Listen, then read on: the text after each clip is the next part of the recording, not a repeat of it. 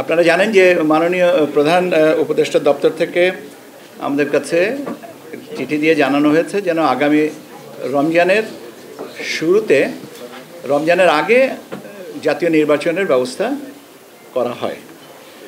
তার ধারাবাহিকতায় এর আগে থেকে আমরা এ বিষয়ে যে বিভিন্ন কার্যক্রম যেগুলো আছে সেই কার্যক্রমগুলো আমরা চলমান রেখেছিলাম এবং সময় সময় আমি আমাদের মাননীয় কমিশনার ব্রিগেডিয়ার ফজল সাহেব এবং সিইসি মহোদয় বিভিন্ন সময় আপনাদেরকে বিভিন্ন তথ্য দিয়েছি। এখন সম্মিলিতভাবে আমরা যেটা আপনাদেরকে আজকে জানাচ্ছি যে সেটা হচ্ছে যে আমাদের কর্মপরিকল্পনাটা কি। আমরা এই আগামী নির্বাচনকে সামনে রেখে জাতীয় নির্বাচনকে সামনে রেখে আমাদের কর্মপরিকল্পনাটাকে আমরা মোটামুটিভাবে 24টা ভাগে ভাগ করে আমরা আমাদের কর্মপরিকল্পনাটা প্রস্তুত করেছি।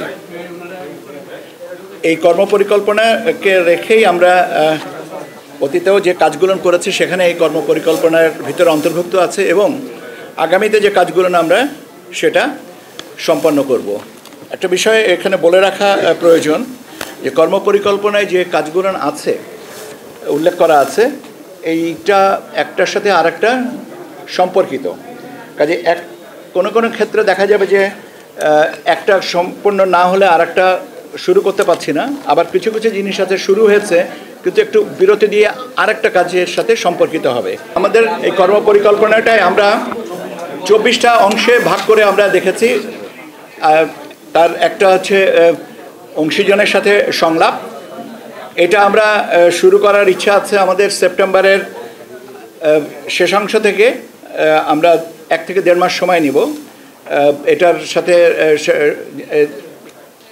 সুশীল সমাজ, রাজনৈতিক দলের প্রতিনিধি, বিশ্ববিদ্যালয়ের শিক্ষক সমাজের প্রতিনিধি, ইলেকট্রনিক অ্যান্ড প্রিন্ট মিডিয়ার ব্যক্তিত্ব যারা আছেন ইত্যাদি যারা আছেন তাদেরকে সবাইয়ের সাথে আমরা এই সংলাপ গ্রহণ করব এবং সংলাপের জন্য সময়সূচিগুলো আমরা পরবর্তীতে জানিয়ে দেব এবং আমরা তাদেরকে আনুষ্ঠানিকভাবেও আমন্ত্রণ করব।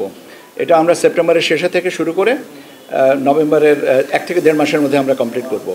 আপনারা জানেন যে ভোটার তালিকা এই কাজটা আমরা অনেক দিন ধরেই করছি এবং আমরা আপনাদেরকে জানিয়েছি যে আমরা 3টা ভোটার তালিকা এবার প্রকাশিত হবে এবং একটা হয়ে গেছে 2রা মার্চ, এখন আরেকটা যেটা হচ্ছে সেটা হচ্ছে 31শে অগস্ট, আর এর পরবর্তীতে আমরা 31শে অক্টোবর পর্যন্ত যাদের বয়স 18 বছর হবে তাদেরকে নিয়ে একটা ভোটার তালিকা করব, যেটা আমরা কমপ্লিট করব by the end of November.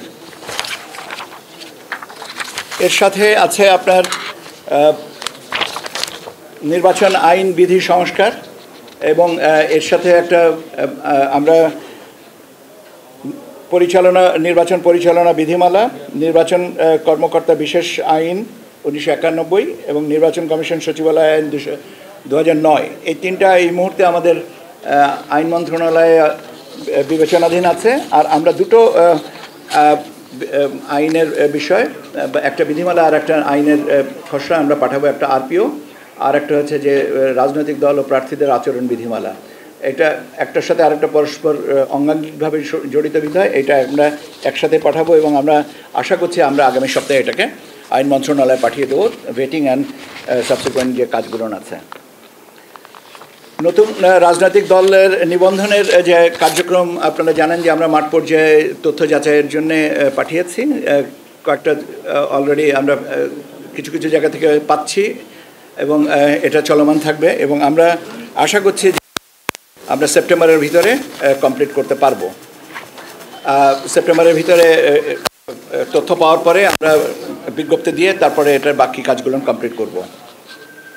জাতীয় সংসদের নির্বাচনী এলাকার সীমানা নির্ধারণ সংক্রান্ত যে কাজগুলো আপনারা জানেন যে গতকাল পর্যন্ত আমরা শুনানি নিয়েছি এবং কালকেও আমরা শুনানি পরবর্তীতে আরও কিছু কাজ যেগুলো আছে যুক্তি পাল্টা যুক্তি এবং সেগুলো নিয়ে আলোচনা এবং এটা নিয়ে আজকেও আবার আমরা পরবর্তীতে বসবো। সীমানা নিয়ে বলছিলাম যে গতকালকে পর্যন্ত আপনারা জানেন যে আমরা সীমানা নিয়ে যে শুনানি ছিল সে শুনানিটা কমপ্লিট করেছি।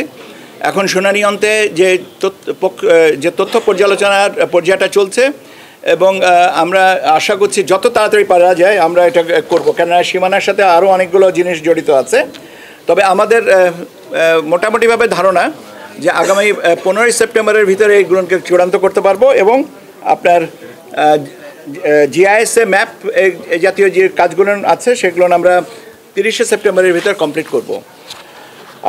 পর্যবেক্ষক এবং সাংবাদিক নীতিমালা নিয়ে আপনারা অলরেডি জানেন যে আমরা এটা প্রকাশ করেছি এবং কার্ডের নমুনা ইত্যাদি ইত্যাদি যে কাজ বিষয়গুলো আছে এটা আমরা over the period of time এটা কমপ্লিট করব। এর সাথে আপনাদের সাথেও একটা আলোচনার বিষয় আছে, সেটাও আমরা এর মধ্যে করব।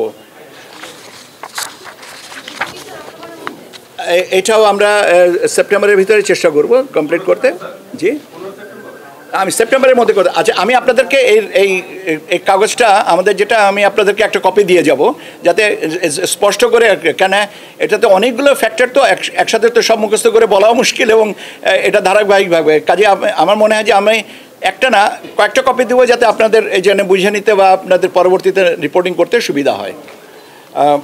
আমরা আমাদের একটা ম্যানুয়াল তৈরির একটা বিষয় থাকে, নির্বাচন সংশ্লিষ্ট ম্যানুয়াল তৈরির বিষয়, এবং এই ম্যানুয়ালের আবার আরেকটা বিষয় আছে যে সমস্ত জিনিস আইন বিধি সংশোধনগুলো হবে সেগুলো এতে অন্তর্ভুক্ত হবে। তো যেহেতু আমাদের 30শে সেপ্টেম্বরের ভিতরে আমরা আশা করছি যে বিধিবিধানগুলোকে আমরা সংশোধন পারবো, এটা করার যত তাড়াতাড়ি সম্ভব এটাকে আমরা করতে পারবো এবং এটাকে দরকার পড়বে আমাদের মাঠ পর্যায়ের প্রশিক্ষণের সাথে। কাজে আমরা আনুষ্ঠানিকভাবে আমরা অনুমিত হচ্ছে যে 31শে অক্টোবরের ভিতরে আমরা এই পুরো কম্পাইলেশনটা করে আমরা অন্ততকে ম্যানুয়ালগুলো তৈরি করে নিতে পারি, যাতে আমাদের কাজগুলো সুবিধা হয়। এর সাথে আমাদের আছে কিছু নির্দেশিকা, কিছু পরিচয়পত্র, যেটা নির্বাচন কর্মকর্তাদের সাথে সম্পর্কিত, এবং প্রশিক্ষণ যে সমস্ত আছে টিওটি, কাসকেডিং মডেলে, এই জিনিসগুলো আমরা 31শে অক্টোবরের ভিতরে সম্পন্ন করব।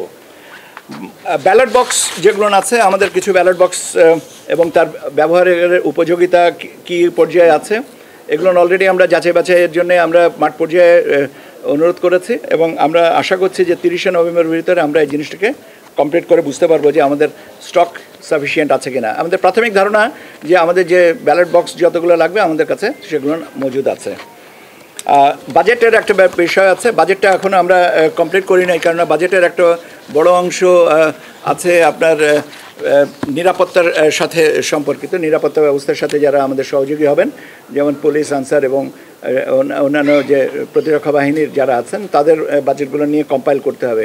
কাজে এটা আমি ঢালাওভাবে এইভাবে বলতে পারবো না যে এটা কিছু হচ্ছে, কত নাগাদ করা হচ্ছে। তবে স্বাভাবিকভাবে budget is a very important aspect, যত তাড়াতাড়ি সম্ভব আমরা সেটা করব।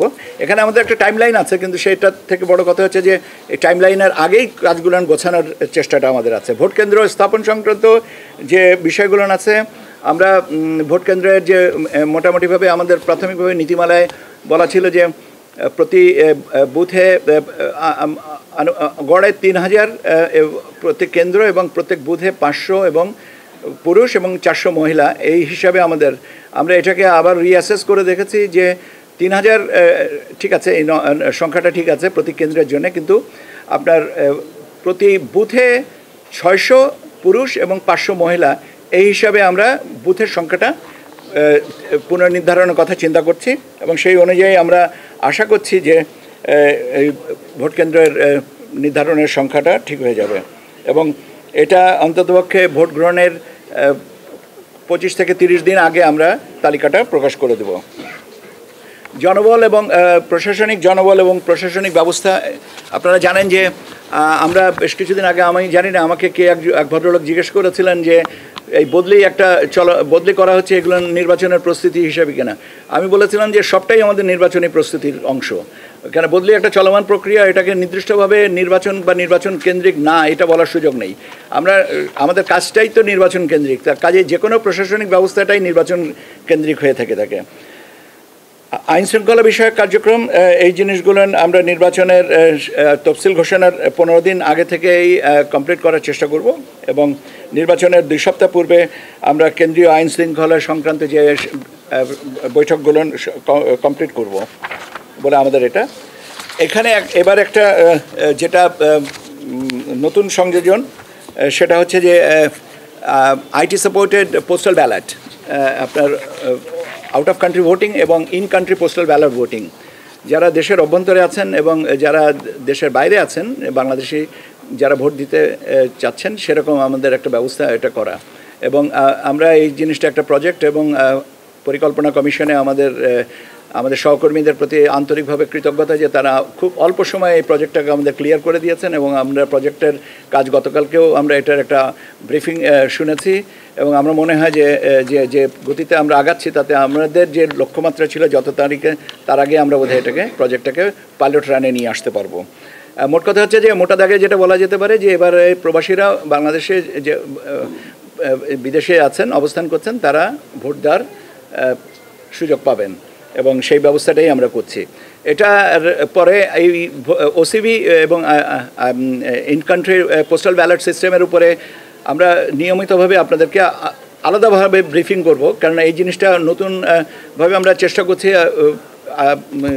ইনকালকেট করতে এবং সেই কারণে আমার মনে হয় যে এটা ব্রিফিংটা নিয়মিত থাকলে আপনাদের জন্যও আমাদের পক্ষ হয়ে কাজ করার সুবিধা হবে। কাজে আমি এখানে বিস্তারিতটা বলবো না, আমরা বরং আগামীকালকে না হলে আগামী সপ্তাহে আপনাদেরকে আরেকটা ব্রিফিংয়ের ব্যবস্থা করব, যাতে overseas out of country voting নিয়ে বা ইন কান্ট্রি পোস্টাল ব্যালট ভোটিংয়ের নিয়ে আমরা কথা বলতে পারি। এর সাথে আর যে বিষয়গুলো আছে সেগুলো মোটামুটিভাবে আপনারা আমার থেকে বেশি পরিচিত।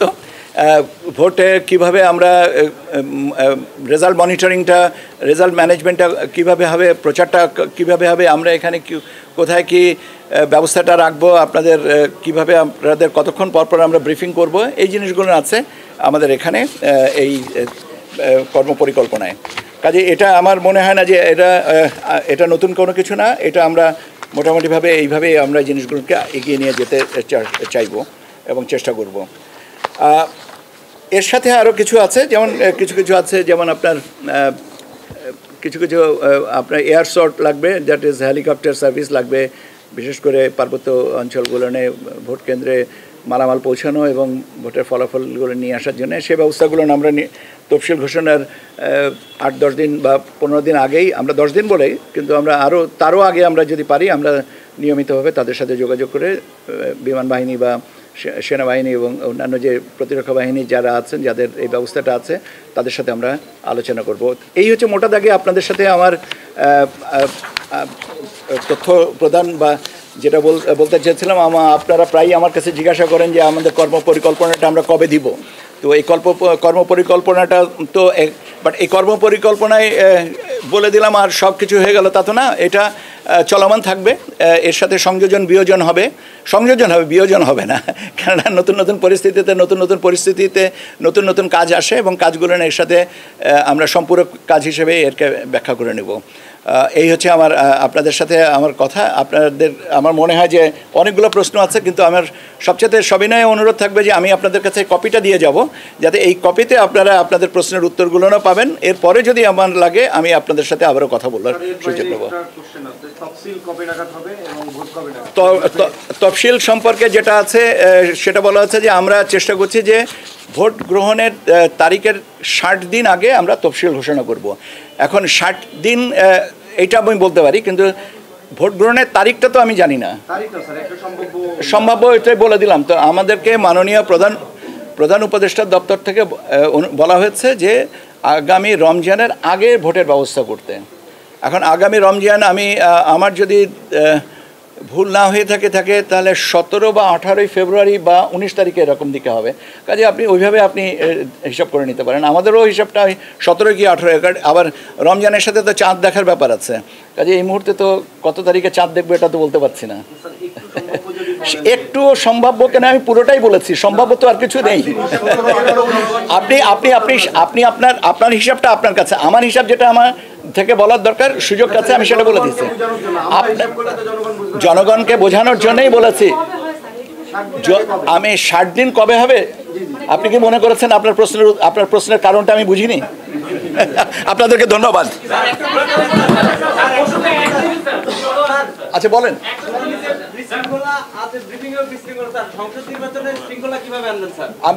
আমি তো আজকে কোনো বিশৃঙ্খলা দেখিনি।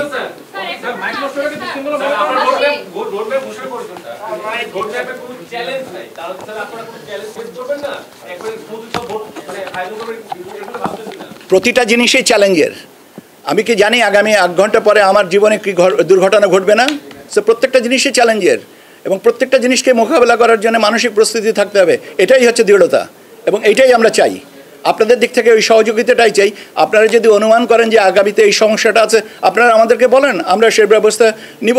কিন্তু আমি না জেনে বাতাসের সাথে তলোয়ার চালানো যায় না।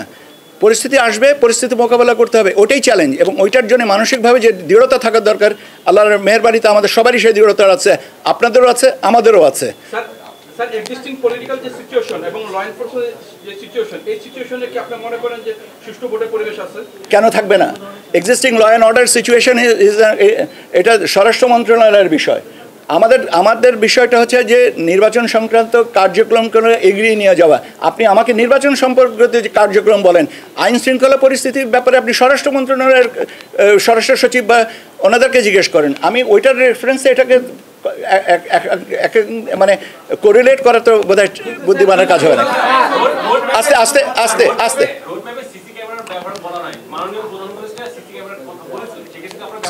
সিসি ক্যামেরার বিষয়টা বডি ক্যামেরার বিষয়টা স্বরাষ্ট্র মন্ত্রণালয়ের ব্যাপার।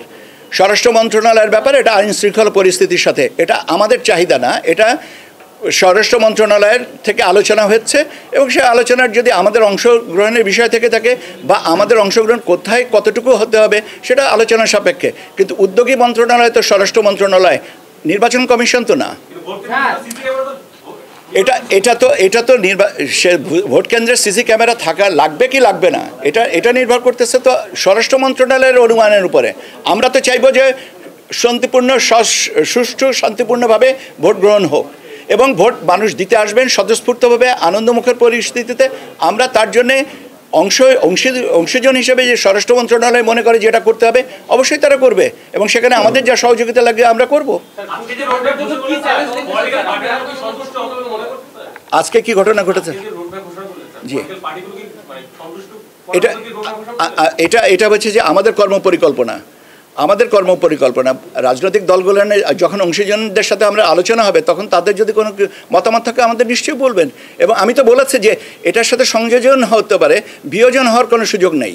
আমি এটা আপনাকে ভালো করেছি। একটা ব্যাপার একটু জানতে চাই, আপনারা শুরু থেকে বারবারই বলেন যে আইন শৃঙ্খলার পরিস্থিতি নিয়ে যখনই কথা বলবে তখনই বলেন যে এটা তো ওর দায়িত্ব, তার দায়িত্ব। দিন শেষে তো সবই তো স্যার নির্বাচনের আওতাধীন। তো সেই ক্ষেত্রে আপনাদের ওই ভাবনাটা কি স্যার? আমাদের ভাবনা তো, আচ্ছা আমি ওনার প্রশ্নের উত্তরটা দিয়ে নেই। আমাদের ভাবনাটা তো আমি বলছি যে আমি স্বরাষ্ট্র মন্ত্রণালয়ের সাথে যে আলোচনার বিষয় যখন আসে, আমরা কি বলেছি আমরা আলোচনা করব না?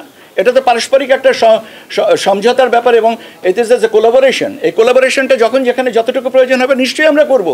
এখন আপনি যদি বলেন যে আগামীকাল 3টার সময় এই কোলাবোরেশন করতে হবে, এখানে আমার আপত্তি আছে।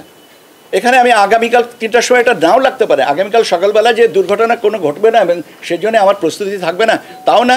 প্রস্তুতির যেটা লাগবে সেটা পরিস্থিতি অনুযায়ী আমাদের আগাতে হবে। এটা পূর্ব সিদ্ধান্ত এটা আমার জানা। ভবিষ্যৎ দ্রষ্টা আমরা নই। আমরা ভবিষ্যতে যেটা আসবে সেটাকে সামাল দেওয়ার জন্য যাবতীয় যা করার আমরা সময় মতন করবো। আপনি একটা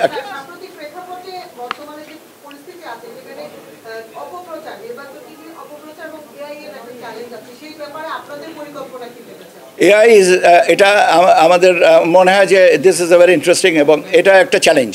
আমি নিজেও স্বীকার করছি, এটা স্বীকার করি, এটা স্বাভাবিকভাবে এটা challenge. AI, miss information, disinformation, fake information, এগুলো অনেক তাত্ত্বিকভাবে যে আমরা ট্যাগিং করি না কেন, এটা একটা চ্যালেঞ্জ। আমরা এটা নিয়ে কাজ করছি। আমরা এটা নিয়ে আমাদের যে ভিতরে আমাদের সংশ্লিষ্ট যে সংস্থাগুলো আছে তাদের সহযোগিতা নিয়ে আমরা এটাকে অ্যাড্রেস করব। একটা জিনিস বলা ভালো যে আমরা কি আমাদের সব কিছুই সামাল দিতে পারবো? চেষ্টা করব যাতে সব কিছুটাই সামাল দেওয়া যায়, কিন্তু এই সামাল দেওয়ার ক্ষেত্রে কিন্তু আপনাদেরও একটা যথেষ্ট বড় ভূমিকা আছে। কাজে আপনারা আমাদেরকে সহযোগিতা করেন, নিশ্চয়ই আমরা আমাদের অভিষ্ট লক্ষ্যে পৌঁছাতে পারবো।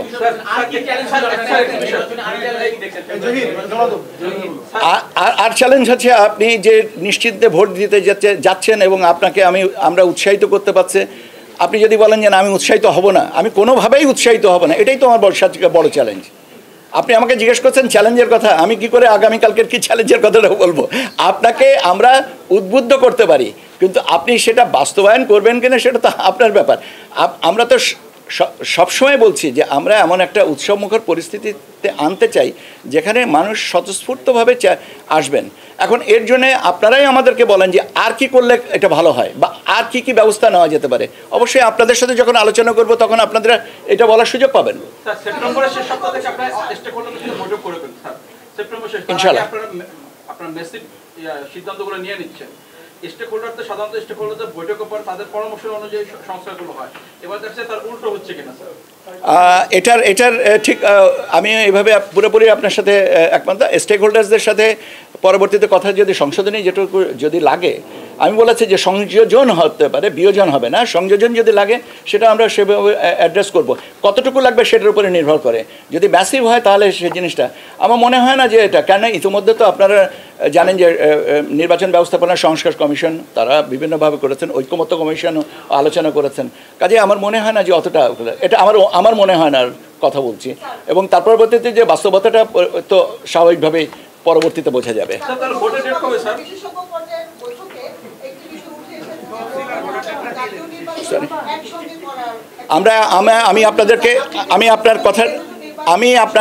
আপনাকে সবিনয়ে বলছি যে আমি আপনাকে যেটা বলেছি আমি জাতীয় নির্বাচন সম্পর্কে বলেছি, এবং আমাদেরকে মাননীয় প্রধান উপদেষ্টা মহোদয়ের দপ্তর থেকে যে চিঠিটা দেওয়া হয়েছে, যে অনুরোধ করা হয়েছে, সেটাতে জাতীয় নির্বাচনের কথা বলা হয়েছে।